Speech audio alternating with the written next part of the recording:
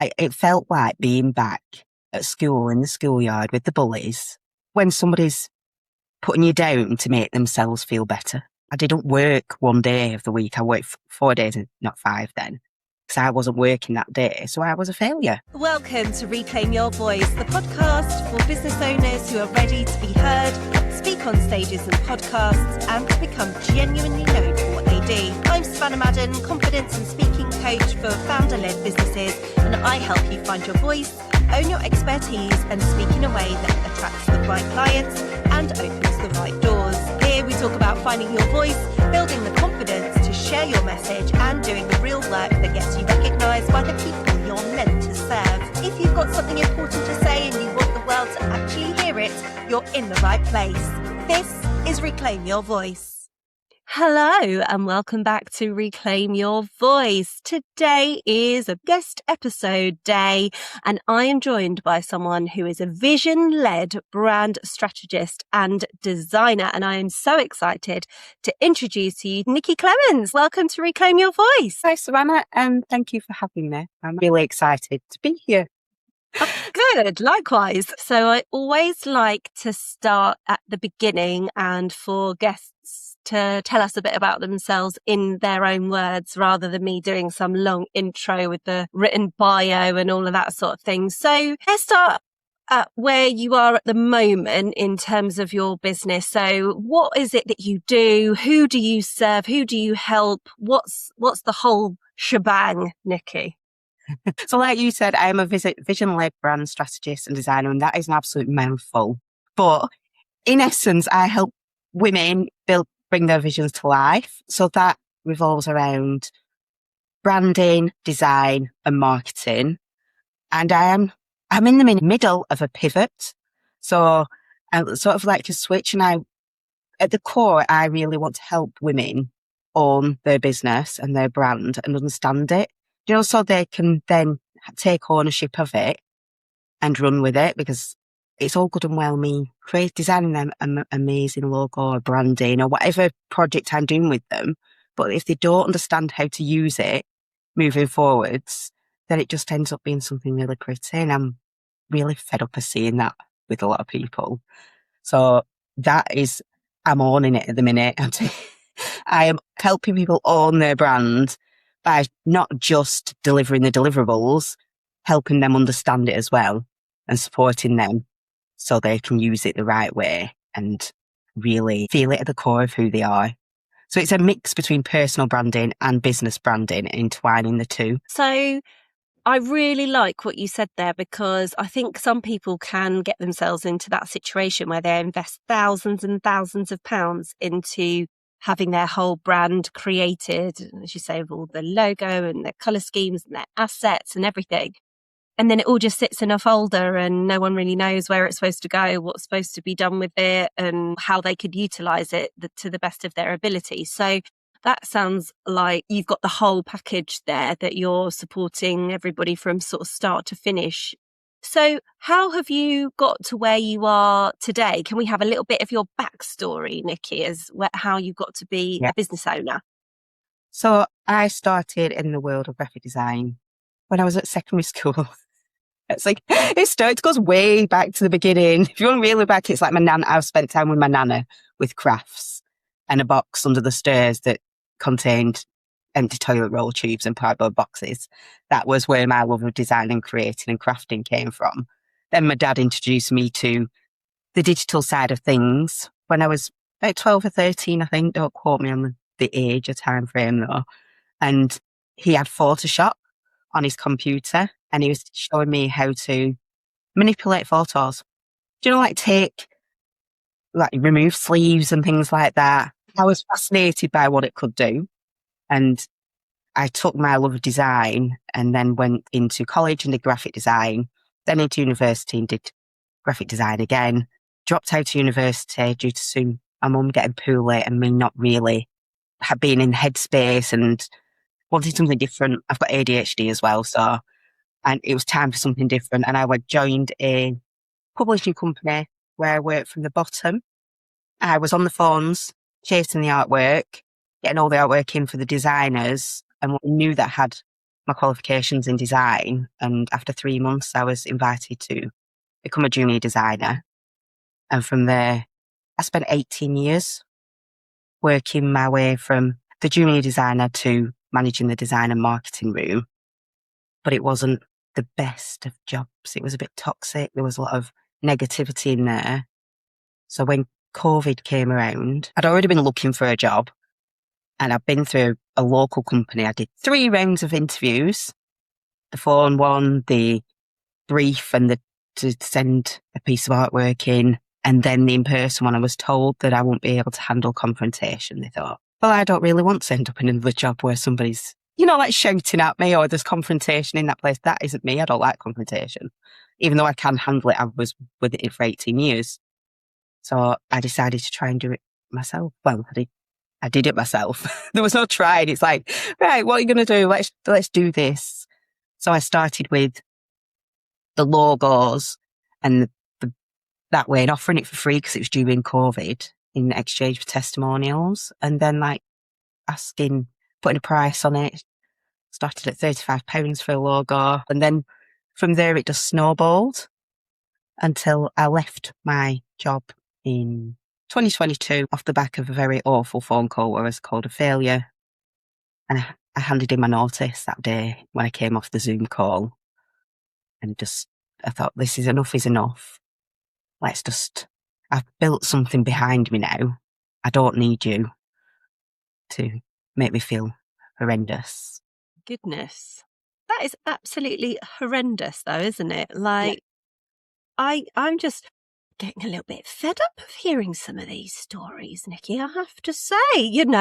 I'm hearing that so many people are starting their own businesses, which is obviously fantastic, and you're in a brilliant scenario at the moment. But the reasons behind leaving employment to start out on your own are nearly always quite negative, and that people have experienced something really unkind, really unpleasant, been told things about themselves that are just not true. So what impact did that have on you? Because obviously you had already been building this business. I would probably say we'd probably refer to it as a side hustle in the early days when we've still got a full-time job.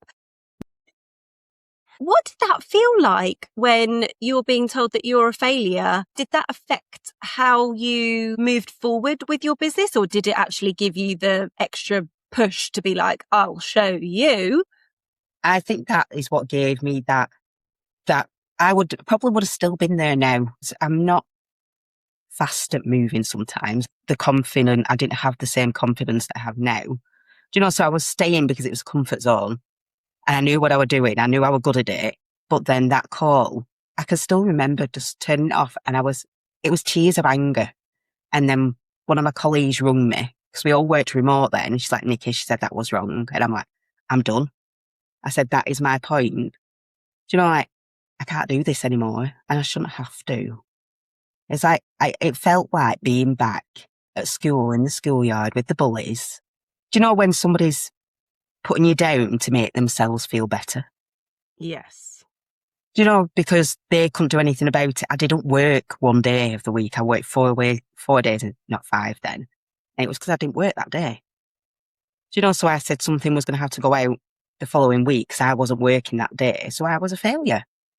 And then went round the entire company. Everybody else on the call, there was about 6 of us, and asked them if they were a failure and what their failure was.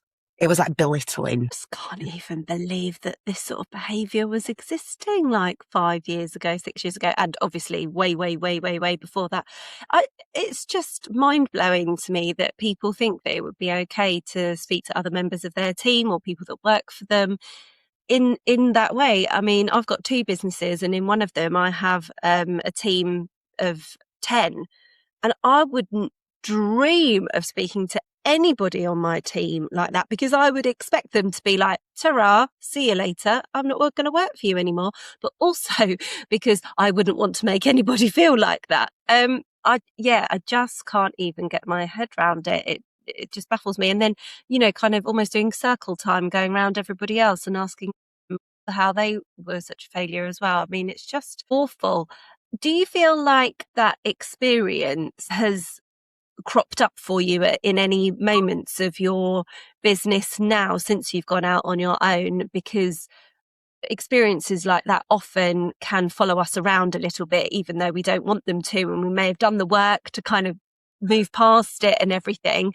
But I like to go, oh, hiya, hello again, when something comes to try and stop me, or something, comes to a limiting belief flies in. Do you feel like you have waited for permission to sort of be seen in your business, or do you feel like you've ever sort of edited yourself, played smaller than perhaps you should have done in any scenarios in your current business? Yes, definitely. I don't just think it's that one experience that's done that as well. Like I said, past school, the bullies. I lost my mum when 19 years ago this year. Do you know, and it's just little bits that crop up.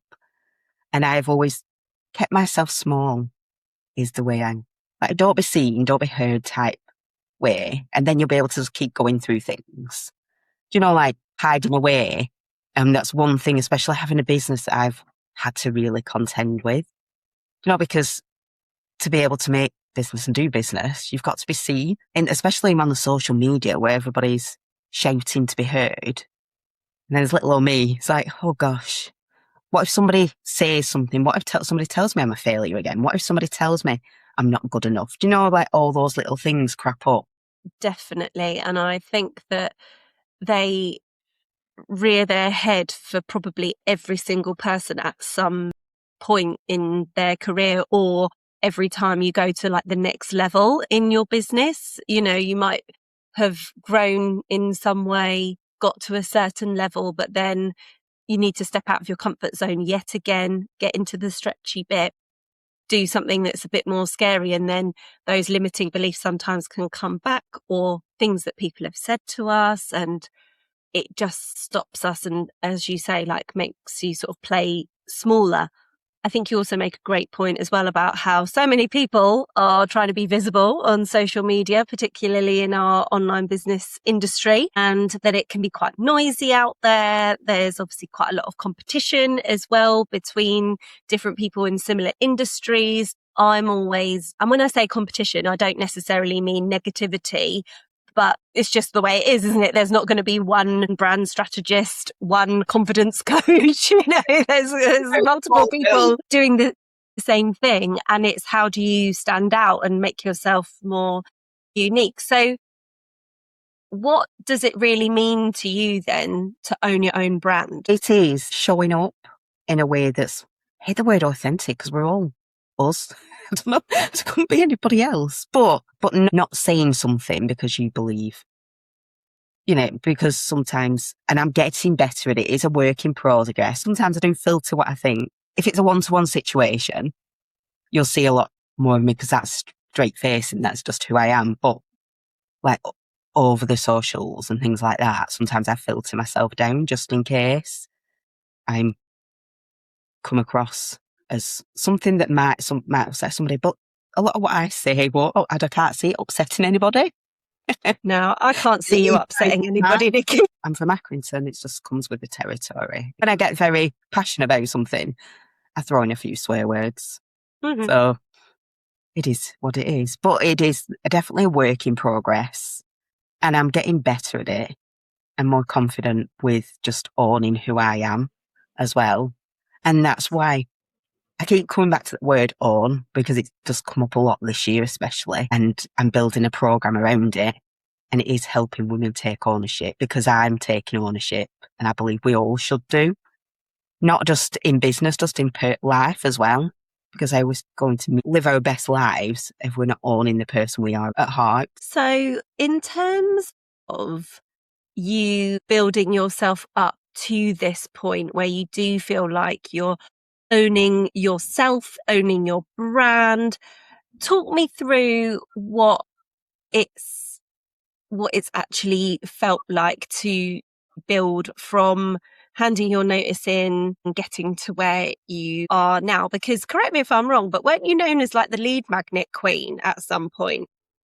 Yes, I was. Let's talk about that. I started with logos and branding because that's what I knew. around that area. And I was doing really well with it. And as my ADHD brain got lots of ideas, and I ended up, as you do, I ended up working with somebody in an area around the lead magnets and the funnels.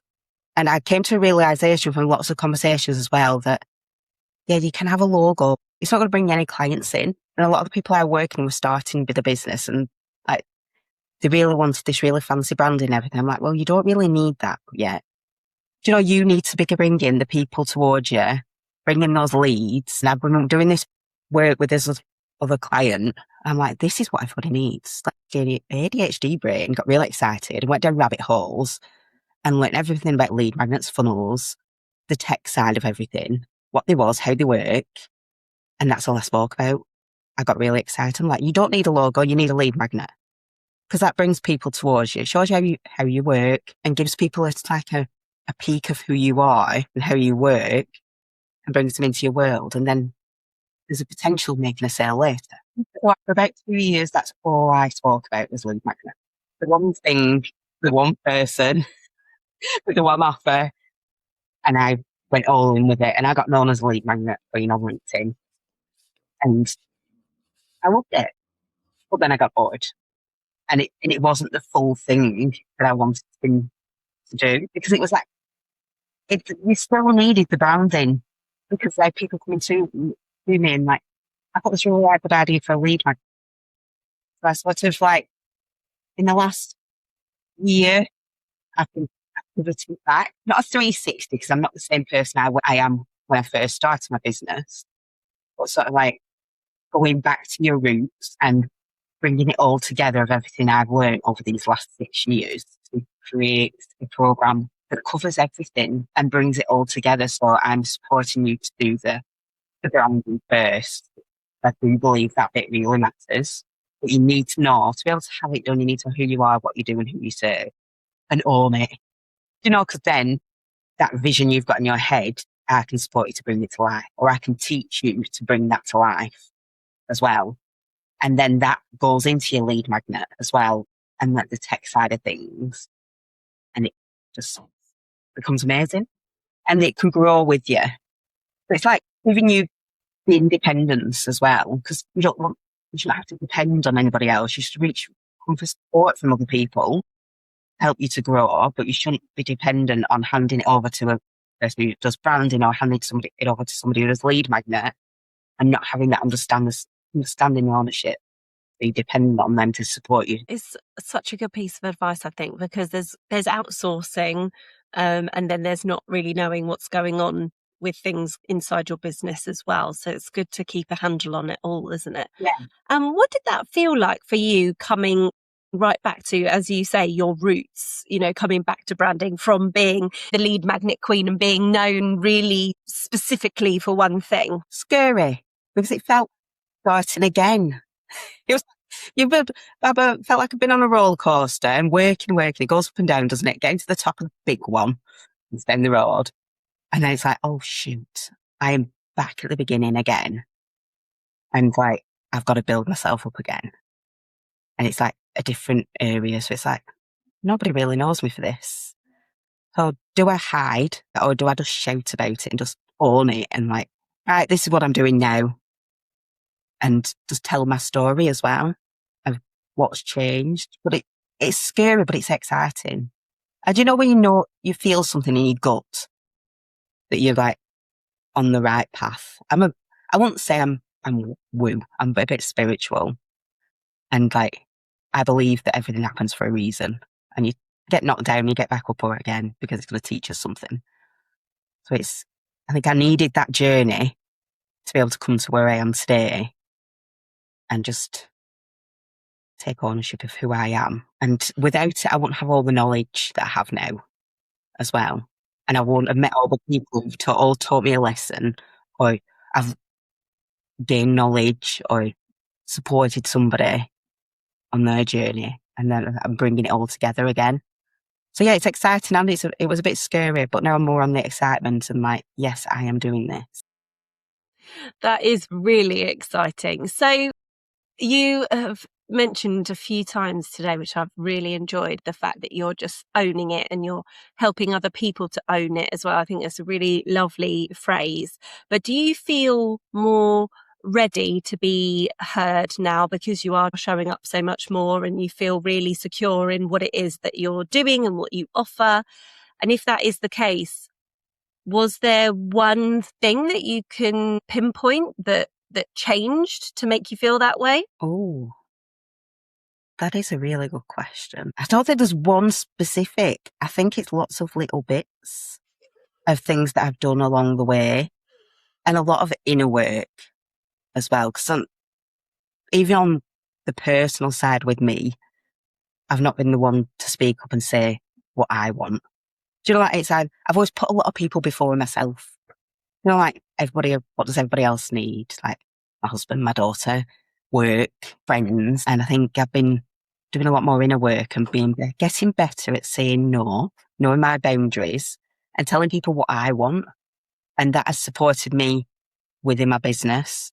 And I put that down as well to some of my husband, who I got married 2 years ago, been together 10. But he's supported me to be able to find my voice. Whereas before that, I think some people tried to quieten my voice, so to speak. And he's the one that's like, no, Nikki, you need to have these conversations. Do you know that you need to stand up for yourself? Because some people are taking the piss, like with the toxic friend and with the business. He was there right by my side. He said, right, why are you putting yourself through this? You don't need it. Do you know, even if you didn't have the hustle, you'd find something else because you're good at what you do, Nikki. It's like, stop letting people trample on you and put you down. And I think it's all those little bits that I pull on now to say, yeah, I am just going to say what I want to say. If it upsets you, I'm sorry. It never comes from a place of hate or, you know, even when you've done my head in, like, it never comes from that. It always comes from a place of love, everything I say. And if you're not my person, you don't need to be in my life. It's the same with business as well. We all work with different people. It's like even there's other branding people, but we're all different. And if I'm not right for you, I'll guide you to somebody who will be right for you. And I think that's how business works the best as well. Relationships and collaboration over competition. Definitely. And what a lovely support network you've got at home around you. Your partner, or your husband, sorry, sounds like he's, your biggest fan, which is so important when you're building a business, because sometimes it can feel a bit lonely and sometimes you can feel like you don't always have the immediate support. But it sounds like you've got a fantastic support network around you, which I know just will make things feel just that tiny bit easier when you're feeling those wobbly moments, as we all do, as we navigate ourselves through things. I was actually going to say to you that you definitely come across to me as if you're the person that people always come to for help and support, not just in business, but in your personal life. And so would you say that your husband is your go-to person for your support, or have you got other people that you lean on as well? I do. My husband is the first person I go to when I'm having a rubbish day. I'll send a message to him, and I'll just pop something over and he's the first. Right, Nikki, give yourself a head of wobble. So if you need 5, go and have 5, go and have a nap, do what you want to do. It's your business. You do not need to force yourself to sit at the desk. And he just picks me up. I do have friends that I speak to as well. I have a mentor. Do you know, so people in the business world that give me the business support, because he's not right good at that bit. He's good at the personal support and emotional support. Yeah. If I go to him with a business problem, he's like, what does that even mean? And that's what we pay our coaches and mentors for. Right? Brilliant. Oh, that's so lovely to hear. I love hearing when people have a good support network at home. It is just so important, and it really can make or break your business, I think. So I want to talk more about your program and what it looks like to be a client of yours, and what kind of journey your clients go on when they come to you, because, you've quite openly said that branding's not about like the pretty colours and it's not just about your logo. I would just love to know, can you give us an example of somebody who's come to you who has wanted like a rebrand maybe, and what kind of steps you take them through on their journey with you to get to the finished product? Yes, of course. So I'm going to go with my one of my most recent clients because she's Sounds popping great. out, and she's in the holistic or well-being and counselling area. That is her area of expertise, and she's already built a brand that she's well known for, like with the one-to-one work and all that side of things. And she was wanted to create more of a one-to-many type business, so she could support more people, because in the area she works in is really important. So she had the idea, and she's had it for a couple of years, if not longer. But she's been sitting on it because she's been so busy, and she just didn't know how to take it that next step and what it was going to be. Do you know how it, in her head, she had the idea, but bringing it to life was, like felt impossible and like the mountain to climb. So it always starts with me with a questionnaire. So before we meet face to face, some questions, really simple questions as well, like what are you looking to build, what it is, just so I have some prep, so I can come with a feeling of what is in your head. So I like to see inside people's heads. And then off the back of that, we have a one-to-one, which is a deep dive and a brain dump, I like to call it. And I come with questions, but I will go a bit deeper of like what I've seen, because I seem to pull out patterns. I like to call it a thread. We all have a thread that ties everything we do. And it sits underneath and it's like the center point. So it connects who you are, what you do, and who you serve. And it's usually very different for everybody, but I love bringing that thread to life. So on that call, I'll listen, lots of listening, ask questions and listen and pull out key points. So with her, she was very structured in the way she works, because she was like in the therapy area as well. She could be very clinical, but she also had a warm side to her as well. And the overall feel was helping people break free. And she spoke about walking on beaches. She disappeared to Australia to get away when she was going through, because she's a survivor as well, and she lived through it. So it was all to do with breakthroughs and chains and release.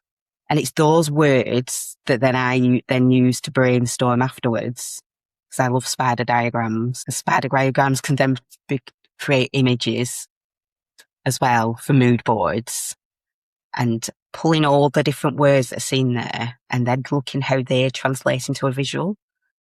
So it's like translating words into visual elements. So breaking free, like I said, chain, that wasn't used, but open windows, beaches, open spaces, like the dandelion blowing in the wind, that's freedom. And it's taking all them and developing that side into colours. Because every colour has a meaning and it evokes a feeling in us. So it's finding the ones that align to who your business is going to be as well. And then that is all developed into the logo. It's a collaborative experience, because we work together, because without you in it, there's no brand for me to design without your vision. And then we work together. I'll put together a mood board. I send them over, and I like to say it called brain dumps. I'm like, just throw everything at me. I want to know exactly how you feel when you see it, when you open it. Because if I don't know, if I'm getting the right reaction. So that's when you get that, it's like, yes, I've seen into your brain and pulled it out and pulled that thread and brought it to life. And then we work along, and all that's developed into your colours, your logos, your fonts, the message behind it as well, the words that create your brand. From there, I don't just like to deliver everything. We did some training afterwards as well. So we did some Canva training, because she wanted to be using stuff in Canva and she wanted to be able to use it independently and take ownership and use it. So I supported her and showed her how to get it all in there. Even the basics. I'm like, do you want the basics? Because I knew she'd been using Canva. She's like, yeah, tell me from the beginning. And then I know exactly how I can do it. So it's working together as well. And she asked me questions. I like to build relationships. So she might throw me a question over on WhatsApp. I've been looking at this, Nikki. What do you think? And I'm happy to still be in your corner and answer the questions. That's a brand package. But it always starts with a conversation when it's done for you. And it's always like a collaboration as well, whichever path you're taking, whether it's branding, lead magnets, or websites, it's always a collaboration. I never take it off your hands and just deliver something at the end and say, here you go, hope you love it. See you later. Have you ever had a client who you've done all their branding and then a while later they've maybe pivoted, evolved, grown, outgrown their current branding, and then you've done their rebrand as well? Not the full rebrand. I've worked with somebody previous on they already had a business. It's another one that already had a business, wanted to pivot to to bring into another arm of the business. And then after I'd done that, her new business, she came back to me. I came back a couple of weeks later. She's like, Nikki, we've got a problem. I'm like, what's wrong? What's wrong? She's like, my old business now, the logo and everything looks horrendous compared to yours when I'm putting it out there. She's like, I can't use it. So then we had to go back and rebrand and look at the logos and tweak the colours. We didn't rip the whole thing to pieces. We adjusted and refined what was already there. And tweaked the colours slightly because they was very stark. She used a lot of black and it just didn't go with what she was building. So we toned it down and we adapted the logo so that everything aligns. So you can see now that it's all one business sat under an umbrella rather than something that was done DIY 5-10 years ago maybe. Then the new one. Oh, it's like the old meeting the new. Like when I say you don't have a logo, go and create a simple one. You probably never use it that much. Get your colours and your fonts in place because that's consistency. And people will start relating to colours that reflect you. And, it's like, oh, that's that pink. That's that person. Because especially on social media, when there's a scroll, it gets them to stop. But the logo, it's not that important. Not right away. And so I feel like we've covered so much in this conversation. So I'm going to now just bring it all back around. And I feel like so many elements of what you've said have been about coming out of yourself, finding yourself, doing a 180, coming back, but also evolving a lot through your career. So I want to ask you, Nikki, because of the name of this podcast, what does reclaiming your voice in your business mean to you? Reclaiming my voice is pushing away all the negatives that have held me back, stopped me from speaking for so long. And it's drawing a line in the sand of yes, that happened. And I acknowledge that it happened. And it's made me the person I am today, but I can't stop letting it hold me back. And I'm reclaiming it. I'm taking it back from way back into the younger years of when the bullies. And I think that's when, that's when I learned to stay quiet and stop speaking. Just stay in the background, do what you need to do. And I need it. I need my voice. So I'm taking it back because they don't matter anymore. They're just a voice in my head. I'm giving them space and they don't deserve the space anymore. And to be able to build my business and support the women I want to support, I need my voice. So that's me reclaiming my voice back. Absolutely fantastic. I'm so pleased to hear that. And if anybody listening wants to come and hang out with you on social media, where can we come and follow you? So I am on Facebook, is my main one now, and Instagram.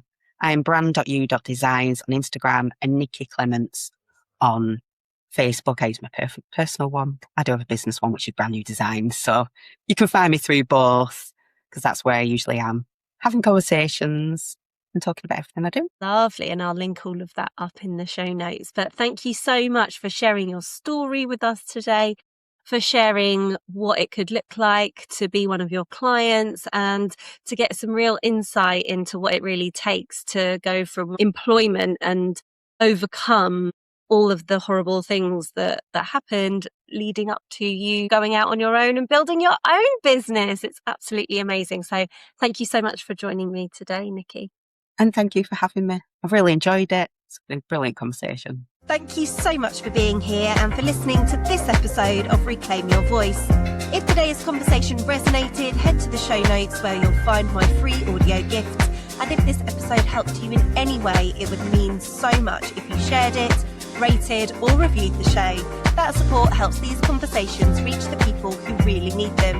You can also watch the full episode over on our YouTube channel, and we'll see you in the next one.